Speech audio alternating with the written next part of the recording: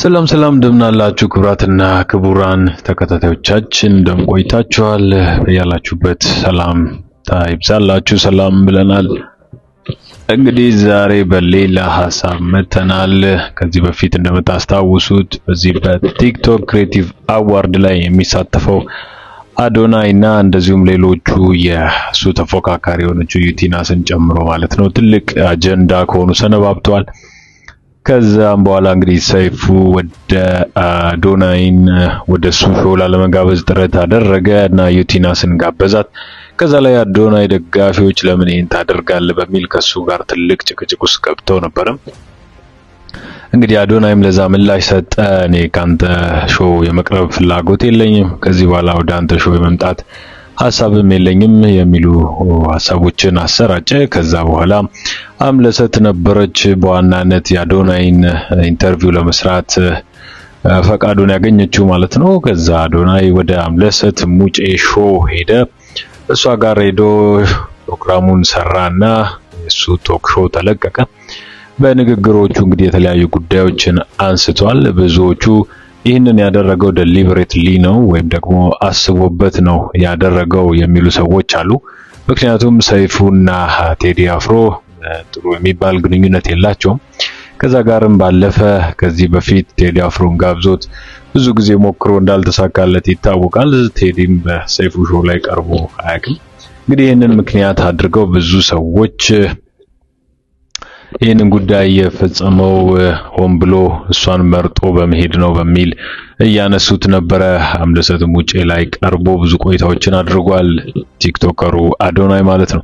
ከዛ ላይ ብዙ ጉዳዮች ላይ ተሳታፊ ነበረ። ብዙ ሰዎች ጋር ግንኙነት እንዳለውና ታዋቂ ሰዎችንም እየሄደ እንደሚያገኝ፣ ሰዎችን መርዳት እንደሚያስደስተው በብዙ ህይወቱ በመሰናክል ያለፈ ቢሆንም አሁን ላይ ግን ከፍተኛ የሚባል ስኬትን ስለማግኘቱ ይናገራል ማለት ነው አዶናይ። ከዛ ባለፈ ከቅርብ ጊዜ ወዲህ ስግጥ ፍምስ በሚል ንግግሩ ነው ብዙዎቻችሁ የምታውቁት። ይህ ለምን እንዳመጣውና እንዴት ሰዎች ወደዚህ ሞራል እንዲገቡ ይገፋፋ እንደነበረ ታዩታላችሁ። እንግዲህ ኢንተርቪው ላይ የተነሱ ዋና ዋና ነጥቦችንና ወደፊት ስለሚኖሩት እቅዶቹ ተናግሯል። እሱን እናጋራችኋለን። እንግዲህ በዚህ ኢንተርቪው ውስጥ አዶናይ መቀሌ ተወልዶ መቀሌ እንዳደገና በዛውም ኤስኦኤስ የሚባል ትምህርት ቤት እንደተማረ አልፎ አልፎ ግን ወደ አዲስ አበባ አያቶቹ ጋር ይመጣ እንደነበረ፣ ትውልድና እድገቱ ግን በትግራይ መቀሌ እንደሆነ ይናገራል።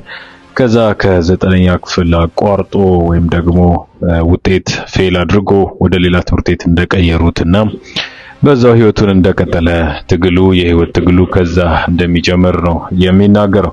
ብዙ ጊዜ የሰዎችን ሞራልና የሰዎችን ችሎታ አምቆ የያዘው በሼምና በሀፍረት ውስጣቸው ያለውን ነገር በድፍረት ላለመናገር ስለሚያደርጉ እንጂ ሰዎች አቅም ፖቴንሻል አጥተው እንዳልሆነ ነው በተደጋጋሚ የሚናገረው።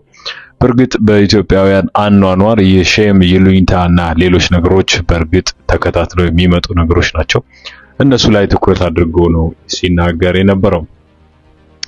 በእርግጥ ከሷ ጋር ባደረገው ኢንተርቪው ብዙ ገጽታዎችን አሳይቶናል ማለት እንችላለን። ይህንን ነገር በተደጋጋሚ ሲያደርገው እያስተዋልን ነው ያለነውና ማለት ነው። እንግዲህ ከዚህና ከዛ በኋላ አሁንም ቢሆን በሰዎች ላይ ተጽዕኖን መፍጠር፣ የሰዎችን አቲቲዩድ እና አመለካከታቸውን መቀየር ዋና ዓላማው እንደሆነ ይናገራል አዶናይ። ከዚህ በተረፈ በቤተሰቦቹ በእህቱና በሌሎች ሰዎች ላይ ኮንፊደንስን እንዲያዳብሩ በእጅጉ መቀስቀስ፣ ማበረታታት እቅዱ እንደሆነ ነው የሚናገረው።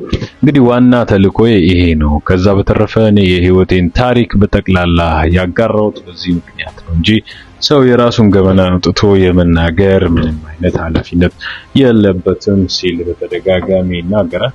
ከዚህ በፊት እንደምታስታውሱት እንግዲህ ሰይፉ ፋንታውን በተለይ እሱን አንተን አቅርቤ የሾዌን ስታንዳርድ አላወርድም አይነት ንግግር ተናግሮ ነበር። ምሳሌ የሚሆን አንዳች ነገር የለህም የሚል ንግግርን ሲያደርግ አስተውለናል። አሁን ላይ ልጁ የሚለው ግን እኔ ለሰዎች ሞዴል መሆን የምችልና ማድረግን ማሳየት የምችል ሰው ነኝ፣ ከዛ በተረፈ የማንንም አፕሮቫል አልጠብቅም አይነት ይዘት ያለው መልእክት ነው እያስተላለፈ ያለው። እንግዲህ ከዚህ በፊት በካናዳ በስደተኞች ካምፕ በነበረው ህይወት ብዙ ፈተናዎችን እንዳለፈ ካምፓኒ ላይም ተቀጥሮ ለመስራት እንደሞከረ እና ብዙ ካምፓኒዎች እሱን ጉልበት እንደበዘበዙት በብዙ መንገዶች በደል እንደደረሰበትና ፈተናዎችን ተቋቁሞ እዚህ እንደደረሰ ይናገራል አዶናይ። እንግዲህ በብዙ ፈተናዎች ውስጥ ከሄደ በኋላ ነው እንግዲህ ራሱን ማዳመጥ ጀምሮ በራሱ ነገሮችን መወሰን የቀጠለው ማለት ነው። እንግዲህ አዶናይ ከብዙ ንግግሮቹ እንደተረዳ ነው የዛ አይነት እይታ ያለው ልጅ ነው። አሁን ላይ ነገሮችን የሚያደርጋቸው ሆነ ብሎና አስቦበት እንጂ በማንም ተጽዕኖና የኢንፍሉዌንስ ብዛት ልክ እንዳልሆነ ይናገራል። ይህ በእርግጥ የሚያስደስት ነገር ነው። ራሱን ወደ መቻል ወደ ራሱ ወደ ማሰብ የመጣበት ስቴጅ እንደሆነ በስፋት ሲያወራ እንሰማዋለን። ከዚህ በፊት እንግዲህ የበታችነት ስሜቱ ያስቸግረው እንደነበረ ከነጮች ጋር የነበረው ግንኙነት እንዴት ነጮች ከኛ በላይ ይሆናሉ የሚል ቲንኪንግ እንደነበረው ይናገራል። ፋብሪካዎች ላይ በተለይ ዝቅ ያለ ክፍያ ይከፈለው እንደነበር፣ ከዛ በተለይ ግን ይሄን ለማስተካከል በራሱ ይሞክር እንደነበረ ነው የተናገረው።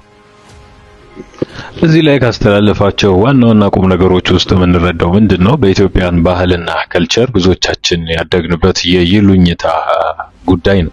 ይሉኝታ ላይ ብዙ ስራዎችን መስራት እንዳለብን ይናገራል። ይሉኝታ በብዙ መንገድ አፍኖ እንደያዘን ብዙ ነገሮቻችን እንደገደበብን ነው የሚያስረዳው አዶናይ።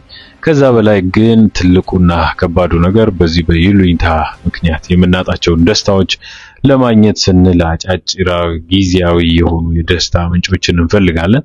በዚህ በምንፈልግበት ጊዜ ወደ አጠገባችን የሚመጡት ግን እነዚህ ሱሳሱስ ነገሮች አልኮል፣ መጠጥ እንደዚሁም ደግሞ የወሲብ ፊልሞችን መመልከት ነው ሲል ይናገራል። እነዚህ ጊዜያዊ ደስታን በመፈለግ የምናመጣቸው እርኩስ መንፈስ የሚያቀርብልን ነገሮች ናቸው። ግን ዘላቂ መፍትሄ የሚሆነው ራሳችንን በነጻነት ከይሉኝታ ሰው ምን ይለኛል ከሚሉ ነገሮች አውጥተን በዛ መልኩ ራሳችንን ትሪት ብናረግ ነበር ሲል ነው የሚቀጥለው አዶናይ። እጅግ ጥሩ የሚባል መልእክት ይመስለኛል ይሄኛው። ሰዎች ለጊዜያዊ ደስታ ብለው የሚከፍሉት ዋጋ በጣም ብዙ ነው፣ ግን የሚቆየው ትንሽ ነው። ለዘላቂ ደስታ ግን የሚከፍሉት ምንም ነገር የለም፣ ግን እሱን ሲያደርጉ አይታይምና እሱ ላይ እንስራ ሲል ነው የሚሰማው።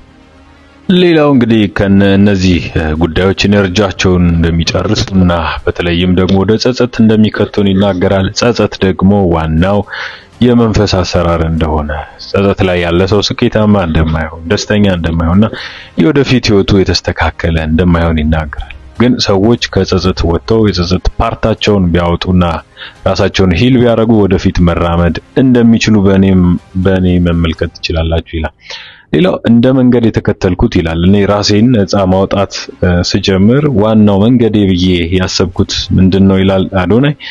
በተለይም በዋናነት የጨረስኩትና ላድርግ የወሰንኩትን ጉዳይ የማድረግ ፍላጎት ውሳኔ ላይ እንድደርስ ያደረኩት ትልቁ ዘዴ የዋህ መሆን ነው ይላል።